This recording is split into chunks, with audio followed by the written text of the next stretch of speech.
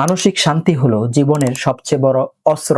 মানসিকভাবে শক্তিশালী মানুষ চ্যালেঞ্জের মুখে হার মানে না। তাই মানসিক শান্তি বাড়ানোর কিছু উপায় আছে, তো চলুন জেনে নিই। প্রথমে আমি যেটা বলবো সেটা হলো আপনার নেতিবাচক চিন্তাগুলো ত্যাগ করা। আপনার নেতিবাচক চিন্তাগুলো মানসিক শান্তিটাকে নষ্ট করে দেয়। তাই আপনি সবসময় চেষ্টা করুন নেতিবাচক চিন্তাগুলো থেকে এড়িয়ে ভালো মনোভাব তৈরি করা এবং প্রতিদিন চেষ্টা করুন নিজের উপর ধনাত্মক মনোভাবগুলো তৈরি করা। 2 নম্বর আমি যেটা বলবো সেটা হলো নিজের জন্য সময় বাহির করা। মানসিক শান্তির জন্য নিজেকে একটু সময় দিন এবং শ্বাস প্রশ্বাস নিয়ন্ত্রণ করলে মন শান্ত হয় এবং মানসিক শান্তি বৃদ্ধি পায়। 3 নম্বর আমি যেটা বলবো সেটা হলো চ্যালেঞ্জ মোকাবেলা করা।